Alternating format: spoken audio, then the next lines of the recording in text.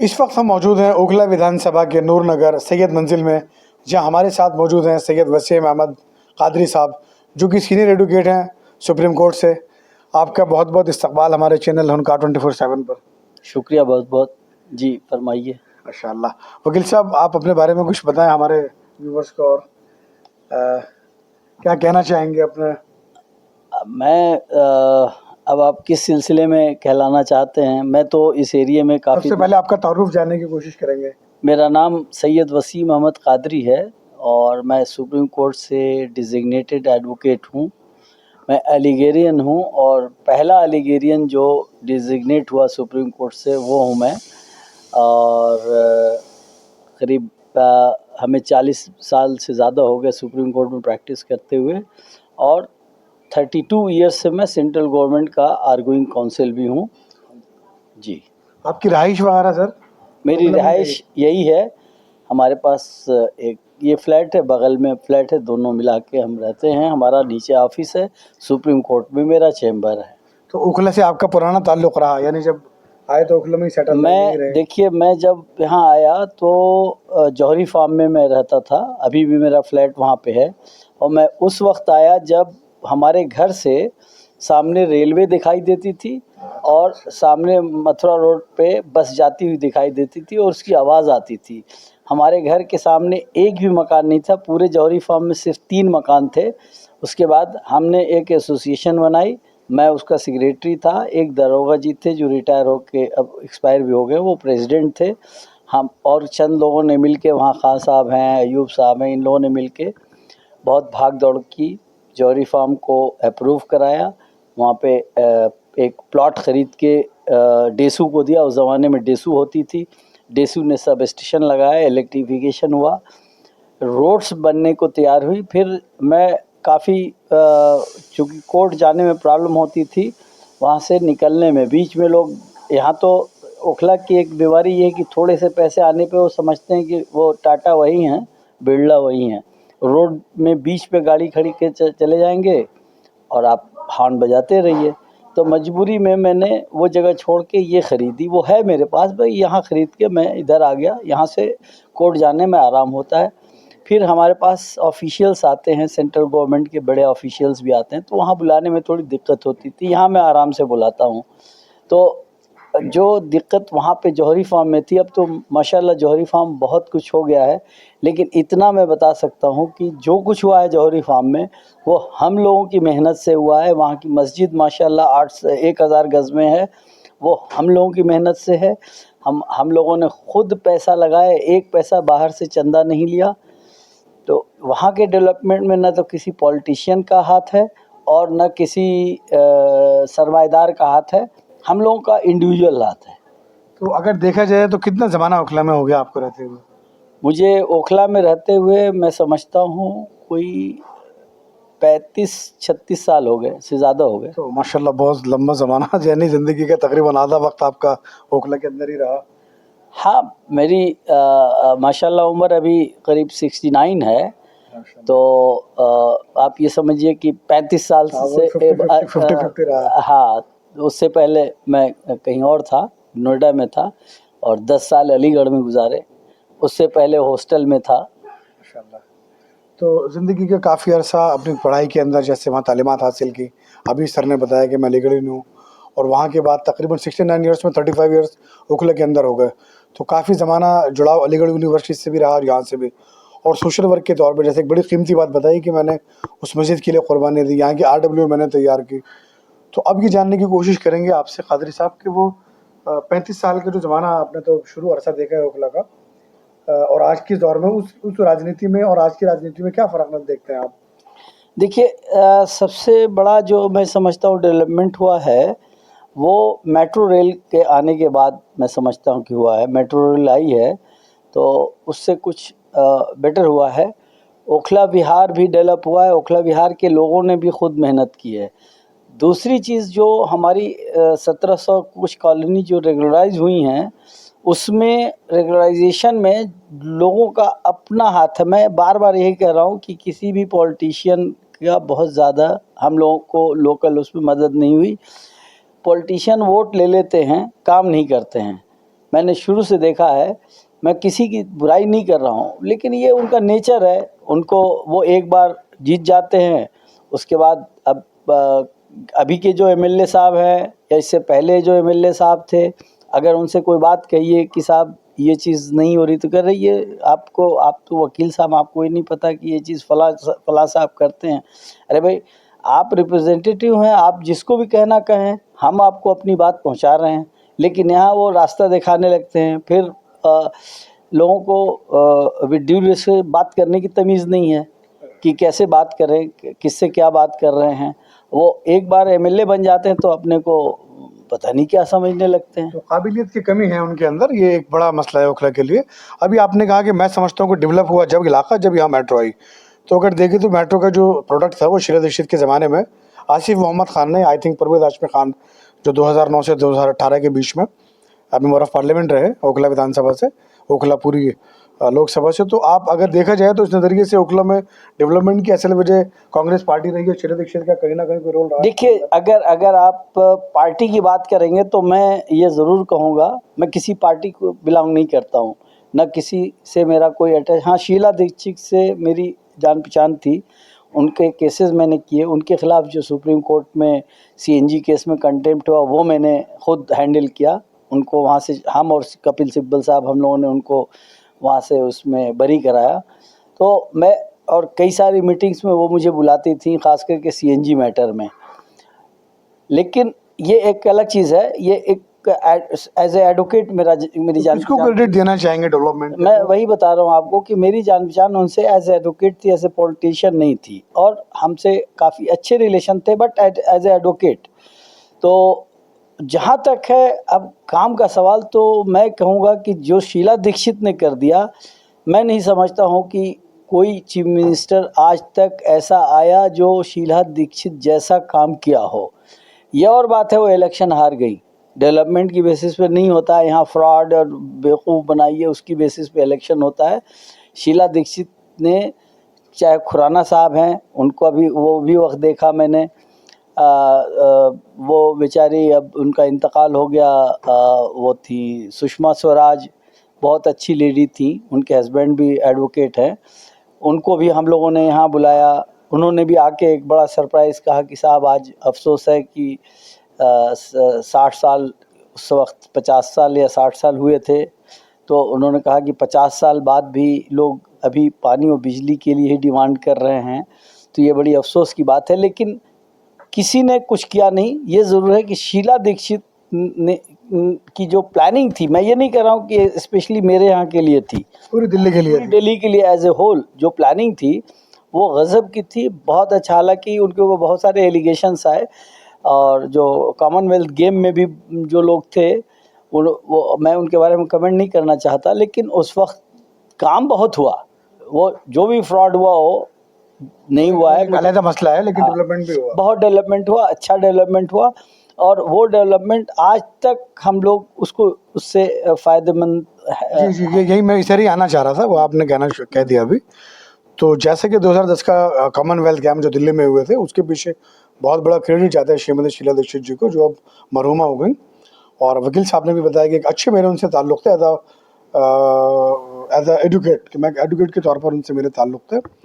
तो आज की दिल्ली में जो 2012 के बाद दिल्ली चेंज हुई और अरविंद केजरीवाल ने आकर एक कैंपेन चलाया कि भाई ये भ्रष्टाचार और ये सारी चीज़ें की, और आज 2024 में यानी तकरीबन 10 से 12 साल का अरसा आम आदमी पार्टी को सत्ता में हो, तो क्या कहीं ऐसा नहीं लगता वकील साहब कि जो शीला दीक्षित जी का एक खांचा था उस पर इन्होंने अमली जामा पहनाया हो केजरीवाल ने, उस पूरे प्रोडक्ट पर, यानी इन्होंने अपने कपड़े नहीं, बिल्कुल नहीं। देखिए, शीला दीक्षित ने जो किया था काम, वो एक अलग तरह का था, इंफ्रास्ट्रक्चर के बारे में बेशक था, लेकिन थोड़ा सा एक अलग था।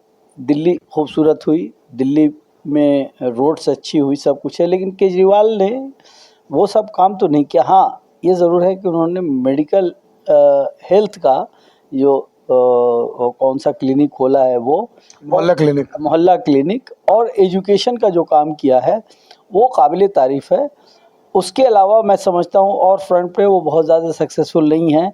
जहाँ तक है, मैं एजुकेशन का भी नहीं है, नहीं, एक बात मैं बताऊँ, जैसे मान लीजिए कि फ्लाई ओवर बना ये उस पे आश्रम पे, अब लोग हर एक आदमी अपनी क्रेडिट लेता है, लेकिन मुझे पता है मैं उस केस में था।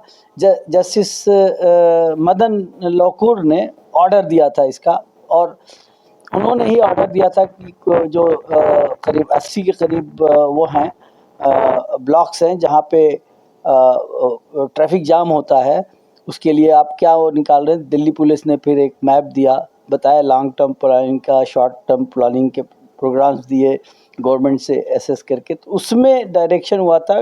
कोर्ट ने जुडिशियल ऑर्डर दिया था कि ये फ्लाईओवर बनाया जाए, जो लंबा फ्लाईओवर बना है। तो ये ना तो केजरीवाल साहब ने बनाया, ना किसी बीजेपी के लोगों ने बनाया है, ये कोर्ट ने दिया। इवन सीएनजी जो इंट्रोड्यूस हुई थी, वो आज कोई भी क्रेडिट ले, लेकिन सिर्फ और सिर्फ कोर्ट के डंडे पे सीएनजी कन्वर्ट हुई है। सीएनजी पे बसेस आई हैं, सीएनजी पे दूसरी व्हीकल्स आई हैं, डीजल इंजन पे रोक लगी है, ये सिर्फ सुप्रीम कोर्ट के डंडे से। अदरवाइज पॉलिटिशियन इस पे नहीं मानने वाले थे।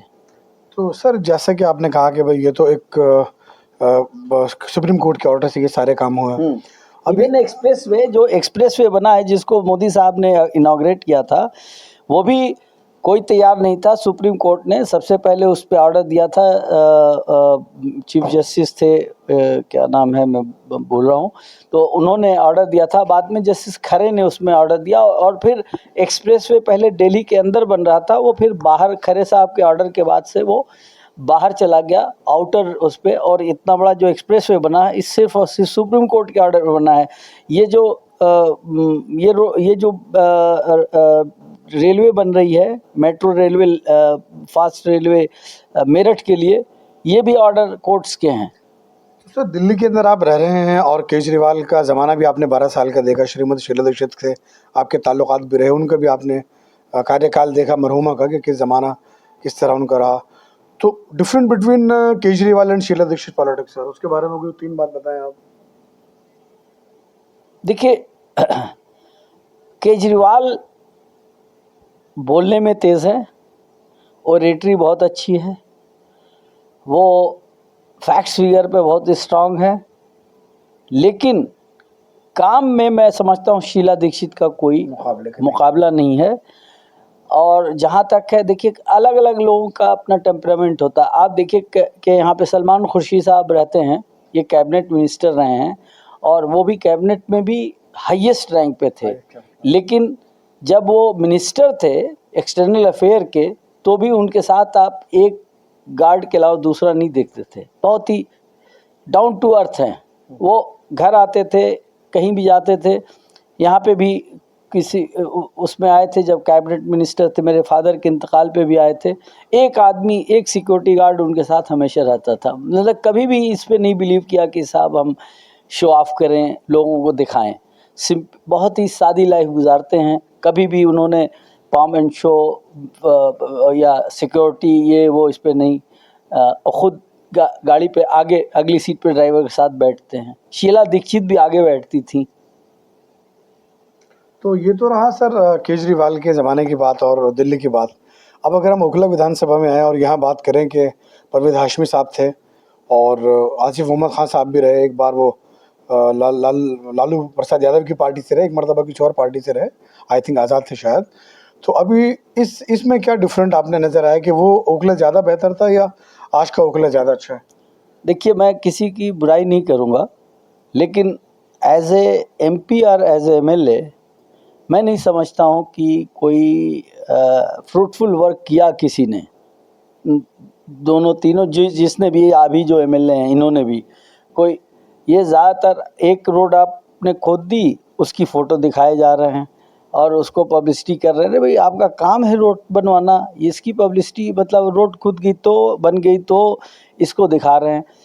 अभी जो मैं देख रहा हूँ यंग लड़कों में जो एक अच्छा वो कर रहा है, वो यहाँ फैज़ी हैं, अर्शी साहब, सैयद फैजुल अर्शी साहब। हाँ, सैयद फैजुल अर्शी, जी। वो काफ़ी देखता हूँ कि डायनेमिक लड़का है। और हमेशा देखिए काम क्या होता है, जो आदमी अपोजिशन में है उसका काम होता है वो दूसरे को उसका कान खींचे, ताकि पक्ष अपनी बात को मुखर तक, हाँ, उसको अलर्ट करे कि साहब ये काम नहीं हुआ है, होना चाहिए। सड़क में यहाँ पे है। अब एक इन लोगों ने, अर्शी ने एक ग्रुप बनाया है, अगर आसपास का कोई प्रॉब्लम होती है, फॉर एग्जांपल लाइट नहीं जल रही है, तो उनको मैं उस पर डाल देता हूँ कि अर्शी भाई ये लाइट जो है काफ़ी दिन 2 दिन से ख़राब हो रही, और सेम डे पता चला कहीं ना कहीं से करके आदमी भेज के काम करा। तो देखिए, लीडर ये होता है कि पब्लिक की बात सुने और पब्लिक तक कैसे पहुंचा जाए ये ज़रिया ढूंढे। अब उन्होंने एक व्हाट्सएप ग्रुप बनाया, उसमें बहुत से लोगों को ओखला के मिला लिया। अब कहीं सीवर का ढक्कन खुल गया है तो फ़ौरन कोई उसमें उसी में डाल दीजिए, वो फ़ौरन देख के भेज देते हैं। लेकिन इसका ये नहीं कि साहब फिर लिखेंगे कि मैंने ये किया और मैंने वो किया, ये भी नहीं करता वो हमारे सामने, मतलब तो बच्चा है। मैं जब शुरू में वहाँ रहता जौहरी फार्म में, उधर से जाता था तो छोटा था, ये लोग काफ़ी छोटे हैं और मैं शुरू से देख रहा हूँ, बहुत फिक्रमंद है ओखला की आवाम की, हाँ फिक्र है बिल्कुल उनके दिल में। बिल्कुल बिल्कुल। और काफ़ी कुछ करना भी चाहते हैं। कोविड के टाइम पर भी उन्होंने काफ़ी कुछ काम किया और काफ़ी एक्टिव हैं, काफ़ी एक्टिव है। मैं तो समझता हूँ कि अगर उनको वो मेहनत करें, वहाँ उनको यहाँ का टिकट एमएलए का मिल जाए तो वो निकाल लेगा। तो मैं अगर आपसे ये सवाल पूछूं कि पुराने पॉलिटिशियन जो परवेज़ हाशमी साहब या आसिफ मोहम्मद खान या अभी मौजूदा जो भी अमानत साहब हैं, तो वकील साहब की नज़र की चाहती है कि जो आए वो नया आए, बदलाव होना चाहिए ओखला के अंदर। देखिए, परवेज़ भाई हमारे सीनियर हैं अलीगेरियन, लेकिन आजकल वो हैं नहीं। अब कहीं आप पब्लिक प्लेटफॉर्म उम्र का तकाजा है या किसी और वजह से पब्लिक प्लेटफॉर्म पे नहीं है अब। अच्छा, एज भी हो गई है, बहुत बड़े, हम लोगों से बहुत सीनियर है, तो और किसी को मैं ज़्यादा जानता नहीं। जी। लेकिन जो मैं देख रहा हूँ एक्टिविटी या काम करते हुए, वो सैयद फैजल हाँ, फैज़ी को देख रहा हूँ कि ये काफ़ी एक्टिव है। एक चीज़, दूसरी चीज़ ये कि किसी एक्टिविटी में नहीं इन्वॉल्व, कि यहाँ झगड़ा कर लिया, वहाँ मारपीट कर लिया, कभी पेट्रोल पंप पे झगड़ा कर रहे हैं, ये सब चीज़ें नहीं हैं। जब आप जहाँ यहाँ पे प्रॉब्लम क्या है कि जैसे ही लोग एमएलए या काउंसलर बनते हैं, एक तो बिल्डर के साथ मिल जाते हैं, हर बिल्डिंग में शेयर लेना शुरू कर देते हैं। मैं किसी का नाम नहीं ले रहा हूँ, लेकिन ये हिडन वो है, ट्रुथ है कि हर आदमी इस तरह से करके पैसे कमा रहा है, तो वो गलत है मेरे हिसाब से। जो भी एमएलए एमपी है उसको कंसंट्रेट करना चाहिए अपने काम पे, पब्लिक तक रीच करे। यहाँ हालत ये है कि आप जाइए, अभी बात कीजिए, चाहे कोई भी एमएलए हो एमपी हो, उनसे बात कीजिए तो वो मतलब कायदे से बात करने को तैयार नहीं है, तो इसका क्या फ़ायदा। तो ओखला में कहीं ना कहीं लगता है एक सीनियर एडवोकेट है वसीम अहमद कादरी साहब, जिन्होंने कहा कि भाई पूरा उन मौजूदा हालात पर लेके शरीयत रशीद के ज़माने से और आज के मौजूदा वक्त 2024 की राजनीति तक और 2025 की जब अगर बात की जाए तो इशारों में कहा कि भाई जो सैयद फजल अर्शी हैं, फजल अजीम अर्शी, अभी हमारी तकरीबन एक हफ्ते पहले भी उनसे बात हुई थी, तो एक बदलाव ओखले की आवाम को चाहिए और एक ऐसा आदमी चाहिए जो काम को करे। तो और कुछ कहना चाहेंगे सर?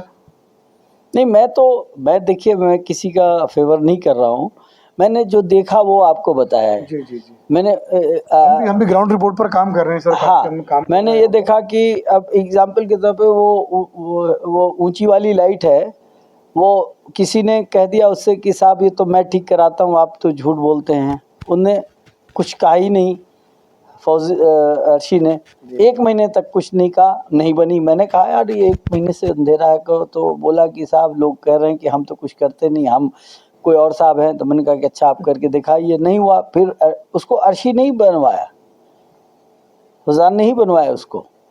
तो अब ये सब चीज़ें इंसान देखता है ना। कल एमएलए ये बनेगा तो निचली हम लोगों के काम आएगा। हम अगर कंप्लेन करेंगे तो ये नहीं कहेगा नहीं साहब ये तो आप फला जगह, आपको पता नहीं है, मेरे जुरिडिक्शन में नहीं आता है।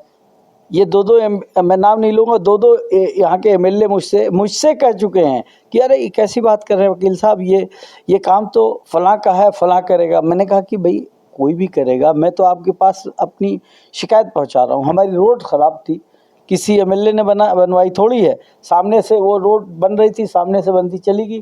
फिर बाद में हम लोगों ने पर्सनल तौर पे रिक्वेस्ट करके ऊपर लोगों से, पीडब्ल्यूडी वगैरह के लोगों से कह के, फिर वहाँ आपका सिटी में अप्रोच करके तब जाके ये सामने की रोड बनी है। वरना ये मैं यहाँ पे करीब 14 साल से हूँ वो रोड एक बार भी नहीं बनी थी। अब माशाल्लाह देखिए कितनी अच्छी रोड बन गई।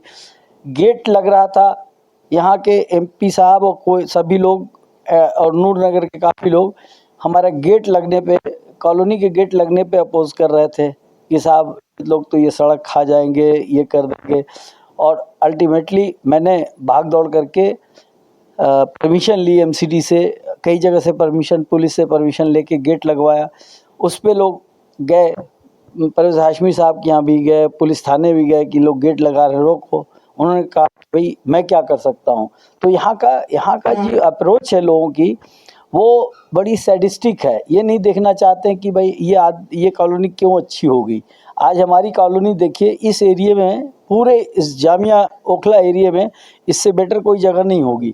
लेकिन उसके लिए आदमी मेहनत करता है, सफाई कराते हैं हम लोग, जो भी सफाई करने वाला होता है उसको कुछ पैसे दे के काम कराते हैं। गेट लगाया, पेंट होता है, तब जगह अच्छी लग रही है। लाइट ख़राब होती है, फ़ौरन कंप्लेन करते हैं। कभी मेरा बेटा जाता है, कभी कोई और जाता है ऐसे, या फौजान है, ये कंप्लेन करके लगवा देते हैं। तो मेरा यही कहना है कि जब तक आप एक्टिव खुद ना हो, और प्लस जिससे आप काम लेना चाहते हैं वो आपको टेक्निकलिटीज़ ना बताए। उसका देखिए, पब्लिक रिप्रेजेंटेटिव का काम ये नहीं है कि वो हमें बताए कि साहब ऐसे फॉर्म भरना है, ऐसे करना है। अरे उसका काम है कि काम होना है। तो इस वक्त हम नैयर मंजिल में मौजूद थे, काफ़ी कुछ हमने मालूमात की, काफ़ी कुछ जाना एक सीनियर एडवोकेट सैयद वसीम अहमद कादरी साहब से। और इन्होंने कहा कि पूरा डेवलपमेंट मेरे इलाके में, और ओखला का सबसे अच्छा एरिया अगर कहा जाए तो आप नूर नगर आए देखें। बाकी वार्ड्स का क्या, जाकिर नगर, अबुल फजल, बटला हाउस, शाहीन बाग, इन सब का क्या? तो इन सब के लिए एक क्वेश्चन है यहाँ पर, इन सब का क्या? जहाँ एडवोकेट हैं, सीनियर हैं, पढ़े लिखे लोग हैं, और सैयद फजल अर्शी जैसे कार्यकर्ता, एक सोशल एक्टिविस्ट मौजूद हैं जो बगैर किसी मफाद के ओखला की आवाम की खिदमत कर रहे हैं। लेकिन ऐसे आदमी पूरे, मैं समझता हूँ कि किसी भी वार्ड में ओखला में नहीं होंगे। तो ज़रूरत है ओखला को एक ऐसे युवा की, एक ऐसे खादिम की, एक ऐसे वर्कर की जो ओखला की आवाम के लिए कुछ समझे। मैं तारिक नासिर, हुनका 24/7 के साथ जुड़े रहिए। खैर मकदम।